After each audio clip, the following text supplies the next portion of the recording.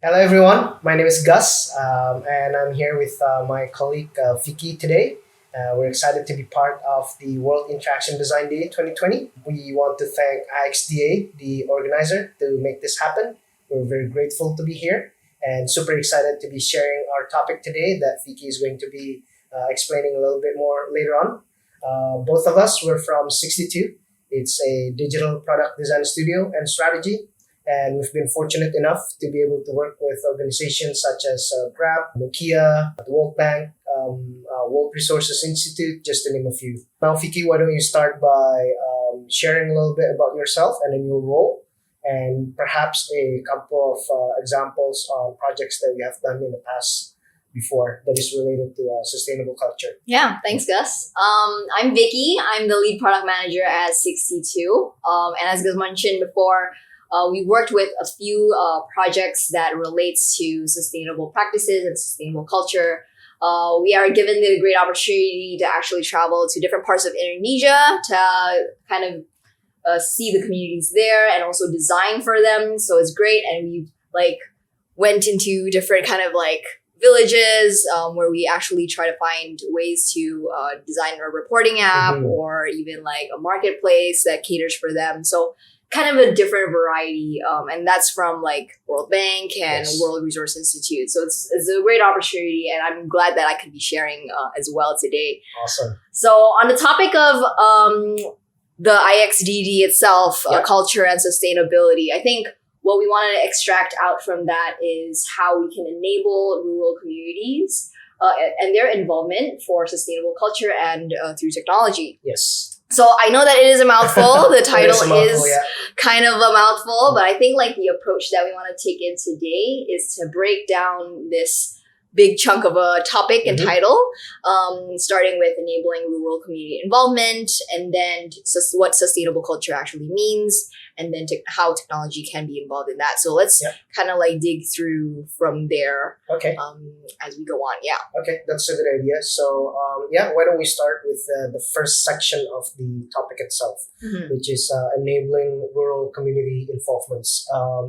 So from past experiences, from previous projects that you've handled before, is there anything specific that you want to share about this first part of the topic? Yeah, I think enabling rural community involvement has a lot to do with understanding the user. Just like how we design any other digital product, we try to make sure that the users are involved, are co-creating or co-designing together with us, right?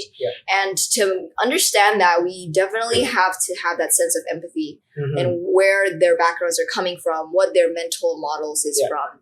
So as city dwellers, we are exposed to a lot of technology, the new tech, the new iPad, the new Pixel phone. We all know that, right? But people in the rural communities are not savvy enough to have access to this, or they're not privileged enough, I guess. But so I think it's about understanding where they stand with technology and where they stand with digital products as well. Okay. That's kind of a big part of trying to enable rural community involvement. Right. Okay. So we'll start that off with a research trip where we try to immerse ourselves into their culture, into how they live, into their day-to-day lives. And from there, we kind of also really ask those questions. What do you think of this? What kind of design solutions do you need? What is your biggest pain point? And from there, we also finally realize that, digital products might be the answer to this. Digital products can create solutions that would make a sustainable impact in their communities. Okay. And why do you think it's actually important in when us designing for a digital product solution to actually get involvement in the beginning? Yeah, I think getting the needs right is definitely important. How Indonesia is is that we are separated by bodies of water, different islands, different cultures, even these different pockets of islands. There's different languages that they speak, dialects. So understanding that context of how each culture can also relate with another culture, and how we want to make sure that our design is all inclusive. That's, I think, a big part of like how we make sure that they are continuously involved. So we run kind of like focus groups. Okay. We do in-depth interviews, understanding where their needs are. So one example that we have is actually for a village facilitator app. So these different villages, they do have a village facilitator where they they're the ones who kind of make sure that there's socialization, training programs. If there are any guests coming into the village, there's the ones who become the PIC. Okay. And they're most often kind of overwhelmed with a lot of tasks. So we found like the opportunity and need for us to create a digital solution to them, right? In a way, how can we create this product where it could cater to task organization, task management, and also kind of reducing any administrative weights that they have to carry on the day-to-day basis. So I think this is like super key for us to understand whether or not they have that need and what their problems are, so that we can design like specifically for that. That is a very good point. Well, thanks for sharing. I think it's quite insightful on how it is actually important to get a rural community involvement in the very beginning.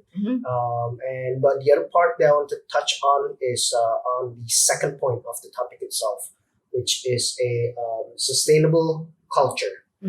So what does that actually mean when we are designing for a digital product solution?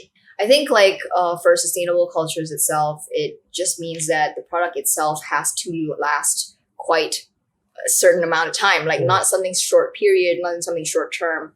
So our part as a digital product studio is we have to be able to assess like how these digital products are needed, whether or not they have this unique value proposition or not, right? We are also there to assess the other platforms. Can we leverage on Facebook? Can we leverage on WhatsApp? How can we use these tools instead of creating a new one?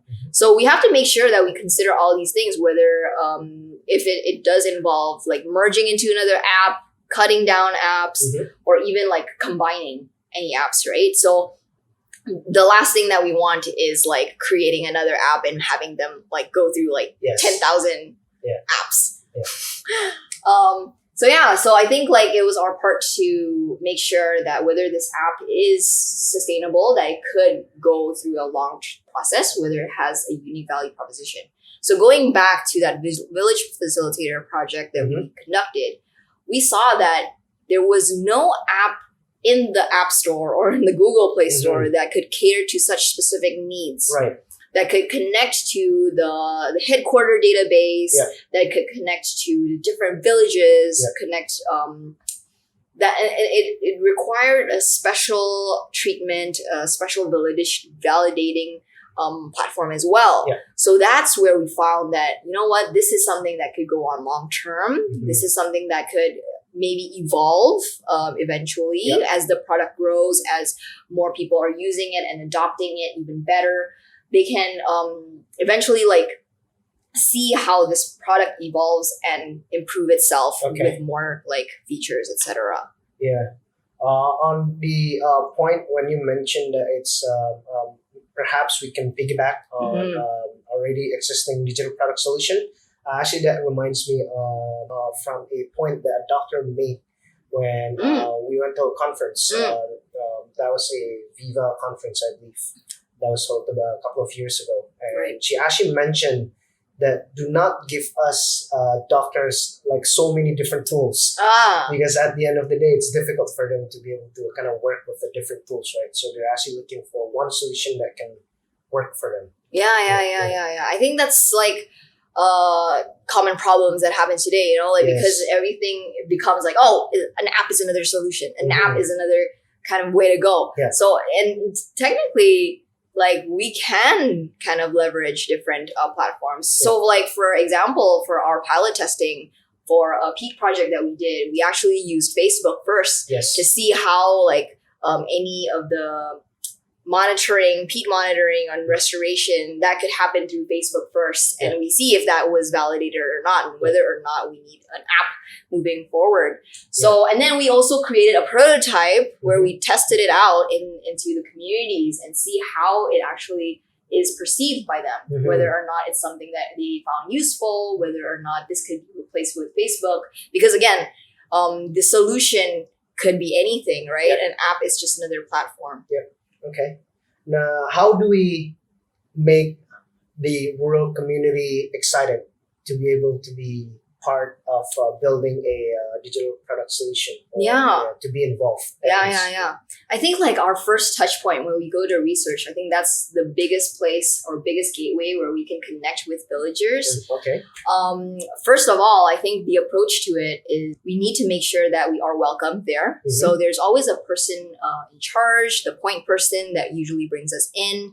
We have to communicate as well with the community leaders. We have to make sure that the objective of this research is clear, right? We don't want to be going into their homes, barging in and being like asking all these questions. Eventually, we do need to ask these questions, but we need to be mindful and respectful as well of their living situation, right? And it's their homes, technically. It's their comfort zone. So I think like being able to reach that touch point in the first place, that gives us a bit of opportunity to make them excited about this product, make them feel that, oh, this is actually solving something for them and not just another another tech thing or another thing that is going to exploit them, which that is not the case. And I don't want to head there. I don't think anybody should head there. So which gives us to another like example for one of our projects. We try to connect different villages with different inspirations, right? So like each village has this goal on innovating. And they can innovate in different ways, whether they are rich in natural resources, whether they are actually technologically savvy, whether or not they have a lot of human resources. Each villages have these like potentials. But how can we identify potentials when a village is rich in natural resource and the one next door is not? And how can we connect villages across these bodies of water? Like, for example, what we came about in our research trip is that in Papua, they had a lot of plants that could grow food, and it's made out of sagu. It's like a tapioca starch thing. And it's growing on a land on peat land. And we found out that in Kalimantan, a different island, that they can also grow peat, and what they do utilizing that peat is actually making like handicrafts. They make these weavings and carpets and like bags, like all these cool stuff, and that all grows in peatland. So how can we connect people from Kalimantan with Papua if they have never talked before? You know, so like I think the idea of like being able to connect one village to another and instilling this idea that, hey, you know, this is where technology can lead you. This is how technology can benefit your economy. This is how technology can also instill new ideas and inspire you. I think it's a great way to continue to keep them excited and like being participative in like building these digital products. Okay. But would you say that they are actually open to new ideas? Because as we know, some rural communities, they've got their own ways of doing things that is kind of like they've been doing it for years, for generations, even, right? So is there any insights or anything that you can share on that point?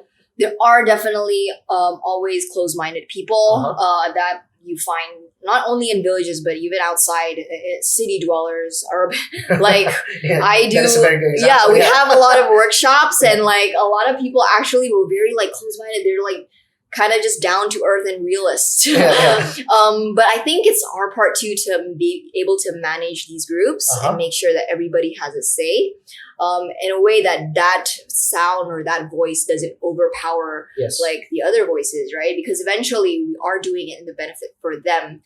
And they're going to be like kind of reaping from what we create. So I think it's part of also managing people at that point. That's a good point. Now, I just want to come back a little bit on the point that you mentioned about piloting. I think you mentioned pilot, right? So my question is actually on how we can make sure is piloting is actually one of the ways that we can ensure that the rural communities adopt whatever it is that we have co-designed together. Yeah, I mean, like a lot of the things that we create, eventually we all want it to be used, right? Yes. It goes with any other product. But one thing that we want to make sure is that because, again, we are separated by bodies of water, we want to make sure that there is a certain implementation plan that takes place. Like we can use even pilot testing as a way to develop further relationship with these villages. You know, if we went to, for example, a village in East Indonesia for our very first research trip, and then we come back to pilot it, you know, there is progress. There is continuous excitement that can be built off of it.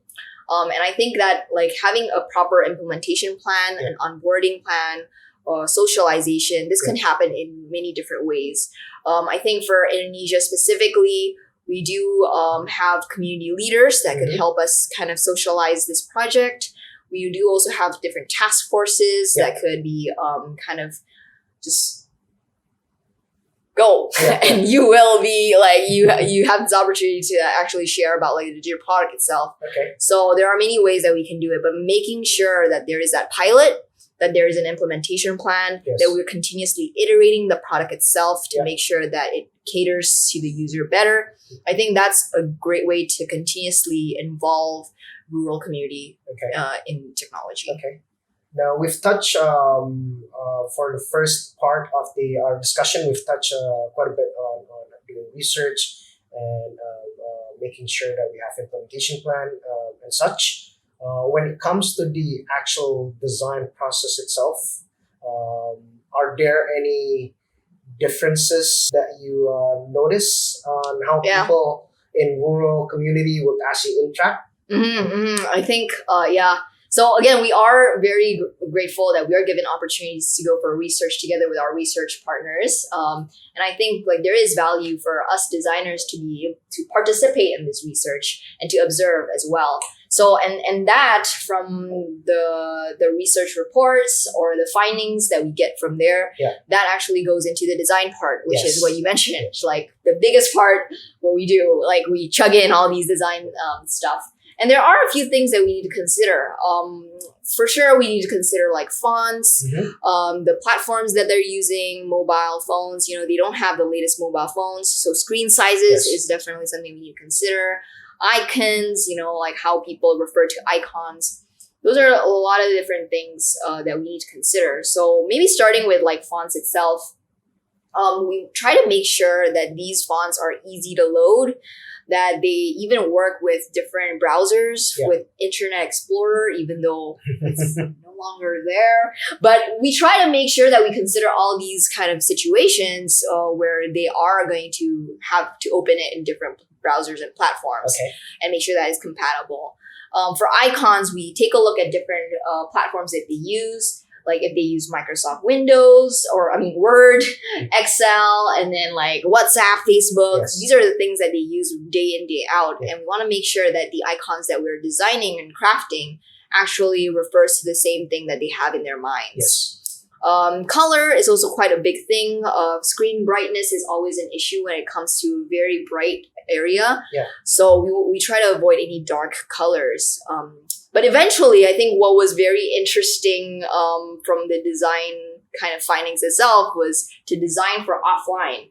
And I think like there is a guide for you to actually design for offline. And we had to make sure that, you know, which parts of the design are made available for online, which parts are available for offline. That way, you know, we try to make sure that all the data that needs to be pushed when they're online gets pushed, you know, and whatever capabilities that they can do offline, they can still do. And that doesn't become a blocker when they're interacting with the digital product itself. So one big thing that we try to implement for the Village Facilitator app was a principle called vernacular design principle. This is where we kind of build it's a practice where like buildings usually use this design principle where we kind of set in a framework, and then whatever we build on top of it, it's still like, it could still flourish, it could still be scalable. So we use that as kind of like our baseline. And then we include all these like fonts, icons, however it can be made scalable. And then we also add that touch of like designing for offline. So all of this baked into kind of one app finally produces like that final design for villages. So it's about utilizing familiarity on the design itself. It's such a hard word to say. Familiarity. Yes. Okay. So from your personal experiences, have you ever faced any challenges when working on sustainable culture projects? I mean, for example, if it's on the research trip or it's on the design part or on the testing part, anything that you can share? I think like making sure that the needs are actually their needs, you know, because we always come into research with a lot of assumptions. Even in design, we do come with a lot of assumptions that, you know, oh, they know what a bottom sheet is. Oh, they know what a card is. But no, they don't. So it's always interesting to find these things where we think that, oh, it's actually some product behavior that is completely normal. But when we test it out into the field, it's not. And that's where we kind of had to kind of rejig our product again and make sure that it is kind of aligned with what they have in mind. So I think making sure that, you know, our assumptions are tested, I think that's one of the biggest challenge and biggest blockers, because again, it's very unexpected out there. You can't really tell like when you've design something, it's actually what you think that it is designed for. Sometimes it's not. Okay. I wonder if you can share any tools that we have implemented before in the past when we are working on a sustainable culture, because we have to travel, right? And as we know right now, there are a lot of design tools that designers are actually using. But is there any specific that you would recommend for testing, for instance? Or So I think like, again, because of this COVID pandemic, we have to limit a lot of like our user tests. I do personally recommend going there because there is that certain candid moments that you want to capture when they're testing out the product. But I mean, technology has made it amazingly beautiful for us to connect with people all over the world. So I think definitely creating like Zoom calls for user tests, it's still very much possible. We usually ask them to kind of download the prototype into their phones, give them a link, make it super simple as possible. And then as they're going through the app, they can kind of share their screen and then walk us through the app itself. Or if the internet connectivity is not stable enough, we'll share our screen and then they'll get to talk out loud and see like, oh, this is how it's supposed to be, or like, oh, I can't scroll. So these are the things that we want to try to capture. But again, I would recommend you going there and testing out the product, because eventually I think it's also about building trust with these villagers, right? To make sure that, you know, they understand that we are there to support them and help them in whatever way we can. Is there a big difference that you notice when designing for city dwellers and versus for rural community? There's a lot. I think like city dwellers, we prioritize a lot on like beautiful and flashy kind of designs. But for villagers, I think it's completely utilitarian, where we try to see function over like all these forms. Even though we want to make sure that we don't sacrifice any of these forms, because like we are kind of drivers of product. We are trying to make sure that, you know, they are designed as beautifully as possible. So I think the biggest part is like trying to make sure that it is super functional and down to bare bones utilitarian. That's kind of where I see the difference when designing for like a city dweller and a rural community. Well, that's amazing. Thank you for sharing, Vicky. Yeah. We hope that this has provided insights for all of you who's listening.